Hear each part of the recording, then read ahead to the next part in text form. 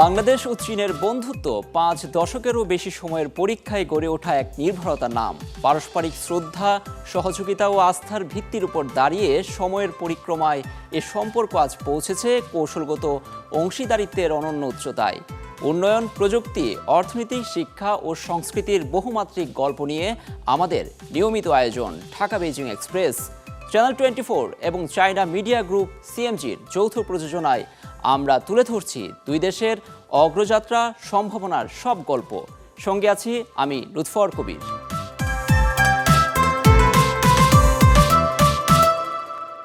বাংলাদেশের প্রধানমন্ত্রী তারেক রহমানের সম্ভাব্য চীন সফর ঘিরে নতুন আশার বার্তা দেখছেন সংশ্লিষ্টরা। চলতি মাসেই হতে যাওয়া এ সফরে ঢাকা বেইজিং সম্পর্ক নতুন উচ্চতায় পৌঁছাবে বলে আশা প্রকাশ করেছেন বাংলাদেশের তথ্য ও সম্প্রচার মন্ত্রী জহিরুদ্দিন স্বপন।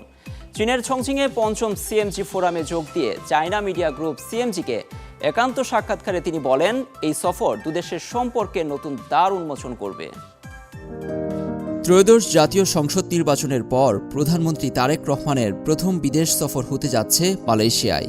আগামী ২১ ও ২২ জুন সফর শেষে ২৩ জুন চীন সফরের উদ্দেশ্যে রওনা হওয়ার সম্ভাবনা রয়েছে। কূটনৈতিক ও অর্থনৈতিক দিক থেকে গুরুত্বপূর্ণ এই সফরের দিকে আগ্রহ নিয়ে তাকিয়ে আছে দুদেশের মানুষ। প্রধানমন্ত্রী তারেক রহমানের সম্ভাব্য চীন সফর দ্বিপক্ষীয় সম্পর্ক এবং গণমাধ্যম সহযোগিতা সহ নানা বিষয় নিয়ে চায়না মিডিয়া গ্রুপ সিএমজির বাংলা বিভাগের সাংবাদিকের সঙ্গে কথা বলেন বাংলাদেশের তথ্য ও সম্প্রচার মন্ত্রী জহিরুদ্দিন স্বপন। শহীদ জিয়াউর রহমান, বেগম খালেদা জিয়ার আমলে চীন বাংলাদেশ সম্পর্ক যেভাবে এগিয়ে গিয়েছে, এবারে জনাব তারেক রহমানের চীন সফরের মধ্য দিয়ে সেই সাফল্য একটা নতুন মাত্রা লাভ করবে, এটা সকলেই আমরা প্রত্যাশা করি। চংচিংয়ে আয়োজিত পঞ্চম সিএমজি ফোরামে অংশ নিয়েছেন তথ্য ও সম্প্রচার মন্ত্রী Zahiruddin Swapan. China media group CMG এবং চংচিং সরকারের যৌথ উদ্যোগে আয়োজিত এবারের ফোরামের প্রতিপাদ্য অটুট আস্থা ও পুনর্নির্মাণ, বুদ্ধিমান যুগে গণমাধ্যমের মিশন। ফোরামকে সময় উপযোগী ও শিক্ষণীয় উল্লেখ করে গণমাধ্যমে কৃত্রিম বুদ্ধিমত্তার ব্যবহার নিয়ে বৈশ্বিক সহযোগিতা জোরদারের আহ্বান জানান তিনি। বিশেষ করে তথ্য প্রযুক্তি ও এআই খাতে চীনের অভিজ্ঞতা থেকে শেখার আগ্রহের কথাও তুলে ধরেন মন্ত্রী। তথ্য প্রযুক্তির ক্ষেত্রে আমরা জানি যে চীন একটা অত্যন্ত অগ্রগামী একটা দেশ, এবং এই বিষয়ে তার কাছ থেকেই একটা জ্ঞানগত নেতৃত্ব সবাই আশা করে, এবং আমি আশা করি যে চীনের এই ব্যাপারে যে মনোযোগ, কৃত্রিম বুদ্ধিমত্তা এবং তথ্য প্রযুক্তি এবং গণমাধ্যম তিনটার সংমিশ্রণে সারা পৃথিবীব্যাপী একটা গ্লোবাল ফোরাম তৈরি করার একটা ইনিশিয়েটিভও চীন সরকার নিতে পারে। তবে কৃত্রিম বুদ্ধিমত্তা আশীর্বাদ হলেও ভবিষ্যতে এটি যেন ঝুঁকির কারণ হয়ে না দাঁড়ায়, সেজন্য আরও গবেষণা ও নীতিগত প্রস্তুতির প্রয়োজন রয়েছে মনে করেন মন্ত্রী। দুদেশের গণমাধ্যম সহযোগিতা ও দ্বিপাক্ষিক সম্পর্ক আরও জোরদারের বিষয়ে বাংলাদেশে নিযুক্ত চীনের রাষ্ট্রদূত ইয়াও ওয়েন এর সঙ্গেও আলোচনা হয়েছে বলেও জানান তিনি। ফোরামে বাংলাদেশের পক্ষ থেকে তথ্য ও সম্প্রচার মন্ত্রীর পাশাপাশি অংশ নিয়েছেন বাংলাদেশ বেতারের মহাপরিচালক ASM জাহিদ।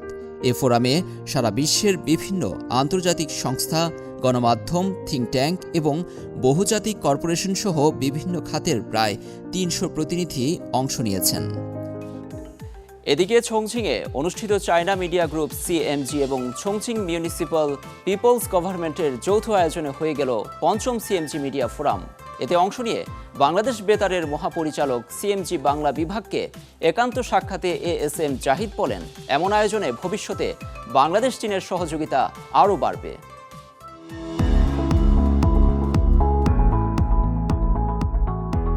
অটুট আস্থা ও পুনর্নির্মাণ, বুদ্ধিমান যুগে গণমাধ্যমের মিশন, এই প্রতিপাদ্য সামনে রেখে চীনের চংচিংয়ে বসে বিশ্বের বিভিন্ন দেশের গণমাধ্যম প্রতিনিধিদের এক মিলন মেলা।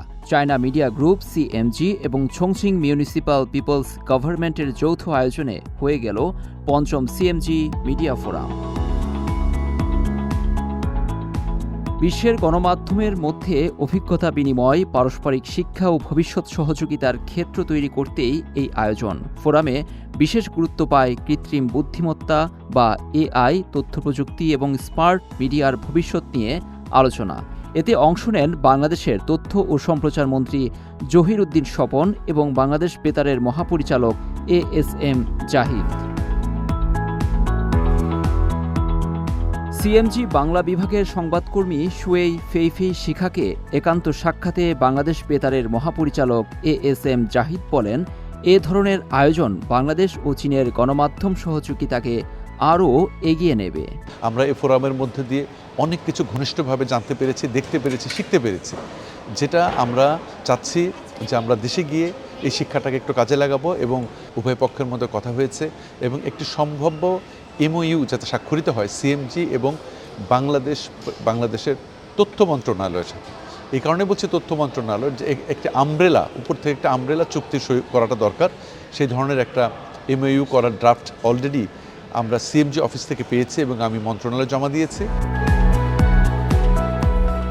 প্রতি বছর উন্নত চিকিৎসার জন্য বিপুল সংখ্যক বাংলাদেশি চীন সফর করেন। সে কারণে ভাষাগত দক্ষতার প্রয়োজনীয়তা তুলে ধরে সাক্ষাৎকারে ম্যান্ডারিন ভাষা শিক্ষার সম্প্রসারণের বিষয়েও গুরুত্ব দেন জাহিদ। তিনি জানান, বাংলাদেশ বেতারের ভবিষ্যৎ ম্যান্ডারিন ভাষার অনুষ্ঠান চালুর বিষয়টি ভাবা হচ্ছে। হেলথ সেক্টরে, চীনার হেলথ সেক্টর থেকে আমাদেরকে বিভিন্ন চিকিৎসার সুবিধার কথা বলা হচ্ছে। তো এটা খুব সুবিধা হবে যদি বাংলাদেশের মানুষ ফ্রিকুয়েন্টলি চীনের চিকিৎসা নিতে আসে। সেক্ষেত্রে আমরাও মনে করছি যে ম্যান্ডারিন ভাষাটা যদি বাংলাদেশ বেতার থেকে চালু করা হয়, বাংলাদেশ বেতারে মানে একটা আছে, এক্সটার্নাল সার্ভিস আছে। সেই এক্সটার্নাল সার্ভিসে আমরা বেশ কয়েকটা ভাষায় প্রচার করে থাকি। আমরা চাই ম্যান্ডারিন ভাষা যুক্ত হোক। এতে করে বেসিক ভাষাটা যদি বাঙালিরা জানতে পারে, তাহলে তারা চীনে এসে নিজেদের সাথে কমিউনিকেট করার সুযোগ পাবে। গণমাধ্যম সহযোগিতা থেকে শুরু করে তথ্য প্রযুক্তি, ভাষা শিক্ষা ও স্বাস্থ্য খাত দ্বিপক্ষীয় নানা সম্ভাবনার দিক উঠে আসে এই সাক্ষাৎকারে। বিশ্বজুড়ে পারস্পরিক বোঝাপড়া, সম্মান ও সহযোগিতা জোরদারে জাতিসংঘ ঘোষিত আন্তর্জাতিক সভ্যতা সংলাপ দিবস উপলক্ষে ঢাকায় হয়ে গেল ডায়ালগ বিটুইন কাইন্ড্রেড স্পিরিটস শীর্ষক চীন বাংলাদেশ ধারণা বিনিময় অনুষ্ঠান। চীনা দূতাবাস ও অ্যাসোসিয়েশন অব বাংলাদেশ চায়না অ্যালামনাইয়ের যৌথ আয়োজনে এটি অনুষ্ঠিত হয়েছে। ঐতিহ্যবাহী ও নান্দনিক চীনা আবহে মুখরিত হয়ে ওঠে ঢাকার আগারগাঁওয়ে অবস্থিত জাতীয় গ্রন্থাগার প্রাঙ্গণ। সেখানে অনুষ্ঠিত হয় ডায়ালগ বিটুইন কাইন্ডেড স্পিরিটস শীর্ষক চীন বাংলাদেশ ধারণা বিনিময় অনুষ্ঠান। বাংলাদেশ ও চীনের শিক্ষক শিক্ষার্থীদের মনোমুগ্ধকর সাংস্কৃতিক পরিবেশনার মধ্য দিয়ে শুরু হয় বর্ণাঢ্য এই আয়োজন, যা দুই দেশের সংস্কৃতি ও বন্ধুত্বের বন্ধনকে আরও উজ্জ্বল করে তোলে।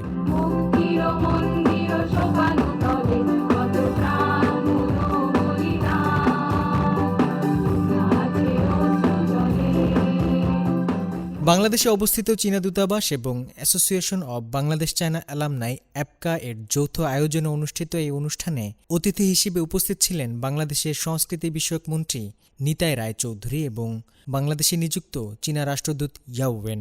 এছাড়াও অনুষ্ঠানে দুই দেশের শিক্ষাবিদ, গবেষক, সাংস্কৃতিক ব্যক্তিত্ব ও তরুণ প্রতিনিধিরা সভ্যতার বৈচিত্র্য, সাংস্কৃতিক বিনিময় এবং পারস্পরিক সহযোগিতা নিয়ে মতবিনিময় করেন।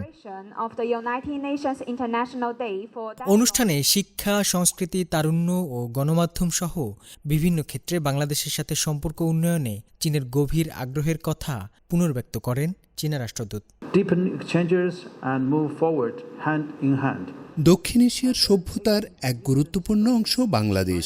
এই মাটি কাজী নজরুল ইসলাম এবং অতীশ দীপঙ্করের মতো মহাপুরুষদের চারণভূমি, যা এক সমৃদ্ধ সাংস্কৃতিক ঐতিহ্যের উত্তরাধিকার বহন করছে। বর্তমান বৈশ্বিক প্রেক্ষাপটে চীনের প্রেসিডেন্ট শি জিনপিং কর্তৃক প্রস্তাবিত বিশ্ব সভ্যতা উদ্যোগ অত্যন্ত সময়োপযোগী।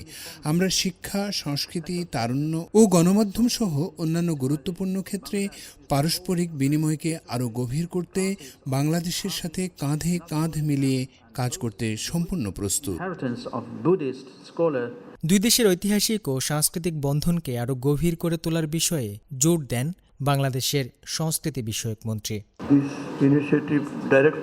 বাংলাদেশ ও চীনের মধ্যে সম্পর্ক শুধু ঐতিহাসিক নয়, তা অত্যন্ত গভীর। প্রত্নতত্ত্ব, শিল্পকলা এবং প্রাতিষ্ঠানিক ক্ষেত্রে আমাদের সহযোগিতা আজ এক অভূতপূর্ব উচ্চতায় পৌঁছেছে। সংস্কৃতি হলো একটি জাতির আত্মা, আর সংলাপ হলো সেই সেতু যা দুটি ভিন্ন আত্মাকে এক সুতোয় বেঁধে দেয়। আসুন এই চমৎকার আয়োজনকে কাজে লাগিয়ে আমরা দুই দেশের সাংস্কৃতিক বন্ধনকে আরও সুদৃঢ় করি। People to people exchange. অনুষ্ঠানে চীনের পররাষ্ট্রমন্ত্রী ওয়াং ই এক বিশেষ ভিডিও বার্তা পাঠান। তিনি বৈশ্বিক দ্বন্দ্ব সংঘাত নিরসনে সংলাপের গুরুত্ব এবং কৃত্রিম বুদ্ধিমত্তা বা এআই সহ নতুন প্রযুক্তির ইতিবাচক ভূমিকা নিয়ে কথা বলেন। পাশাপাশি সাংস্কৃতিক বিনিময় কিভাবে দুই দেশের মানুষের মনস্তাত্ত্বিক দূরত্ব কমিয়ে আনে তা উল্লেখ করেন চীনা দূতাবাসের কালচারাল কাউন্সিলর। এই চমৎকার অনুষ্ঠানটি আয়োজন করতে পেরে আমরা সত্যি অত্যন্ত আনন্দিত। আমি মনে করি সভ্যতার এই সংলাপ আমাদের দুই দেশের মধ্যে চিন্তাভাবনা ও মতবিনিময়ের এক গভীর সুযোগ তৈরি করবে। অনুষ্ঠানে স্বাগত বক্তব্য রাখেন অ্যাপকার সেক্রেটারি মোহাম্মদ শাহাবুল হক। এছাড়াও দুই দেশের বাণিজ্য, শিক্ষা ও সামাজিক যোগাযোগ নিয়ে বক্তব্য রাখেন আমন্ত্রিত অতিথিরা। অনুষ্ঠানে উপস্থিত তরুণ প্রতিনিধিরাও এই বৈশ্বিক মেলবন্ধন নিয়ে তাদের ভালো লাগা ও ভাবনার কথা জানান। আমি দেখলাম যে তারা একই সাথে রোবোটিক্সে যেমন এগিয়ে যাচ্ছে, ঠিক একই সাথে তারা তাদের 4000-5000 বছরের আগের যে ঐতিহ্য, যে হিস্ট্রি, সেটাকে তারা খুব সুন্দরভাবে সংরক্ষণ করতেছে। পারস্পরিক শ্রদ্ধা, তারুণ্যের শক্তি এবং চিন্তার এই আদান প্রদান আগামী দিনে দুই বন্ধুপ্রতিম রাষ্ট্রের কূটনৈতিক ও আত্মিক সম্পর্ককে এক নতুন ও অনন্য উচ্চতায় নিয়ে যাবে, এমনটাই প্রত্যাশা আয়োজনে আসা বিশিষ্টজনদের। বাংলাদেশে দ্বিতীয়বারের মতো অনুষ্ঠিত হতে যাচ্ছে golden silk road media award 2026। এ সম্পর্কিত একটি চুক্তি স্বাক্ষর হয়েছে সম্প্রতি। এ নিয়ে থাকছে বিস্তারিত প্রতিবেদনে।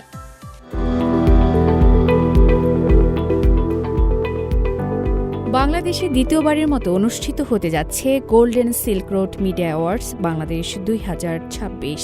বাংলাদেশের গণমাধ্যমে চীন সম্পর্কিত বস্তুনিষ্ঠ প্রতিবেদন এবং এক্ষেত্রে সাংবাদিকদের অসামান্য অবদানকে স্বীকৃতি দেওয়ার লক্ষ্যে এই আয়োজন করা হচ্ছে।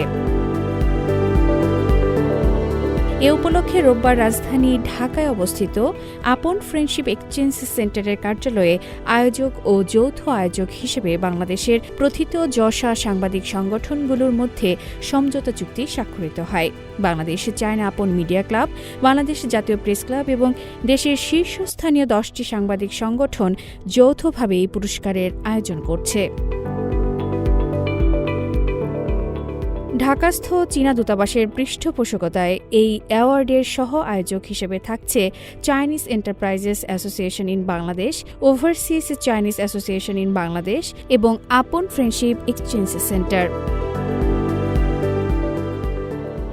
চুক্তি স্বাক্ষর অনুষ্ঠানে চায়না মিডিয়া গ্রুপের বাংলা বিভাগের পরিচালক ইউ কুয়াং ইউয়ে আনন্দী বলেন, এই অ্যাওয়ার্ড প্ল্যাটফর্মটি চীন ও বাংলাদেশের গণমাধ্যমের মধ্যে দ্বিপাক্ষিক সহযোগিতা, পেশাগত যোগাযোগ এবং মৈত্রীর বন্ধনকে আরও সুদৃঢ় করবে।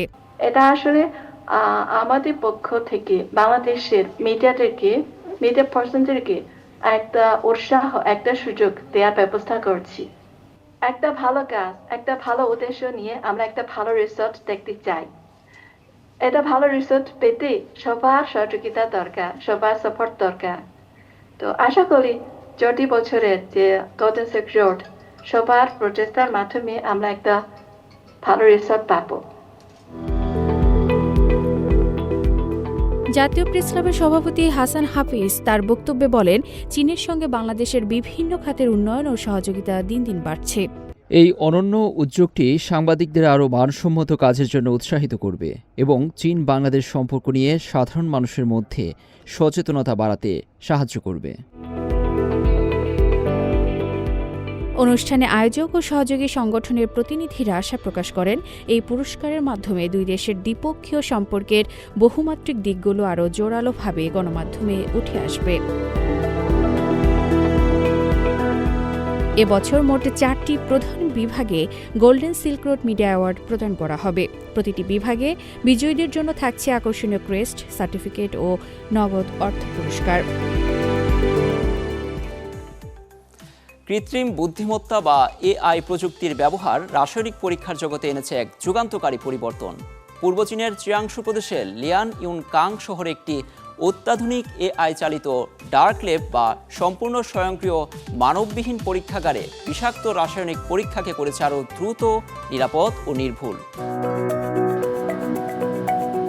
বিজ্ঞান কল্পকাহিনী দৃশ্য যেন বাস্তবে ধরা দিয়েছে এই ল্যাবে। নিখুঁত ছন্দে কাজ করছে রোবোটিক বাহু। তবে বিস্ময়কর তথ্য হলো কোথাও নেই মানুষের সরাসরি উপস্থিতি। এটি চীনের প্রথম এআই চালিত ডার্ক ল্যাব। এখানে পরীক্ষা চলছে আক্রিলোনাট্রাইল নামের অত্যন্ত বিষাক্ত বর্ণহীন গুরুত্বপূর্ণ জৈব রাসায়নিক যৌগের। শিল্পখাতে বহুল ব্যবহৃত এই রাসায়নিক মূলত টেকসই থার্মোপ্লাস্টিক পলিমার তৈরির কাঁচামাল হিসেবে ব্যবহৃত হয়।